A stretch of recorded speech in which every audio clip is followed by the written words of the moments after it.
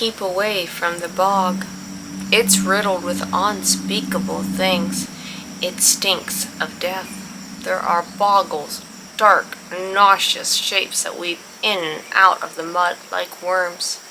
There are fleshless, grasping hands, disembodied mouths that gape open and suck everything into them.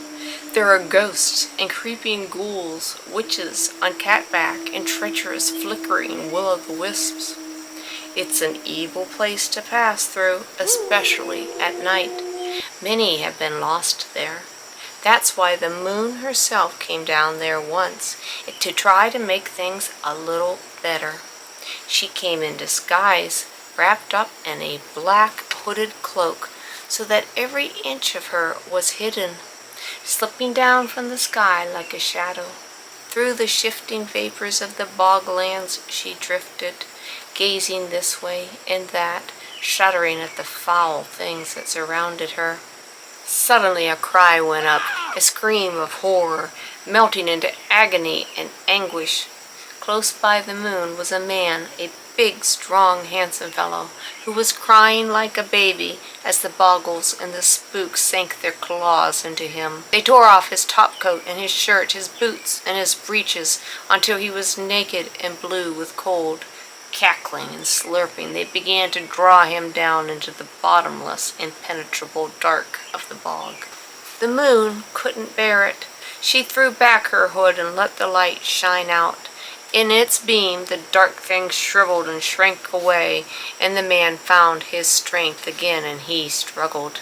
He hauled himself out of the heaving mud and kicked out at the monsters who had snared him. Thanks to the good moon, he could now see the path clearly, which only moments before had been lost to him. He ran down it with a cry of joy, heading towards dry land and the village. But there was no escape for the moon. Now the evil ones had seen her, and they would not let her escape. They came crowding around, fingering her cloak with their bare-boned hands, snorting poison out through their gaping nostrils, and covering her with reeking slime. Twisted limbs shot out to trip her. When she was down, they dragged her into a deep hole, and they pushed a heavy stone on top. So the moon was lost. After that, the night was completely dark in the bogland. Even the stars shunned the sky that hung over those parts. It was terrible for the folk who lived there. Their lives dwindled. No one dared go out after nightfall. They sealed their windows tightly, and they laid salt, straw, and buttons on the sill for protection. As for the bogles and the ghosts and the witches, they grew even bolder. They came creeping out of the bog, slithering over the mud and the grass, right into the village. No one dare step a foot outdoor at night, for the beast hung around the houses waiting for a door to open. It was human flesh they craved, and human souls. Where else could they sate their hunger now that folk would not travel through the bogs at night? At first, no one knew why the moon had stopped shining, but then the traveler she had rescued that night found the courage to tell what had happened. He recalled how, just as he was about to die, a dazzling light had saved him. He brooded on the memory. Supposing, he thought, supposing the moon had sacrificed herself to save him. Guilt overwhelmed him. He set out to see the wise woman who lived in the ruined old mill. She listened carefully to the outpourings of his troubled soul.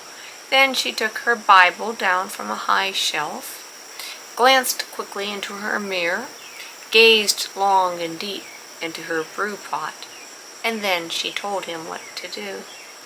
The traveler went back to the village and knocked on his neighbor's door. He assembled a band of 9 strong men. When dusk fell, each man put a stone in his mouth, broke a twig from a hazel tree, and grasped it in his hand. The twilight thickened into darkness. The 9 men did what none had done for the past 3 months. They walked out into the night. Shoulder to shoulder they went, but none spoke or even sighed, for the wise woman had warned them to keep absolutely silent. They stepped onto the bog. The wind screamed at them. They were surrounded by hisses and whispers. In single file now they pressed on.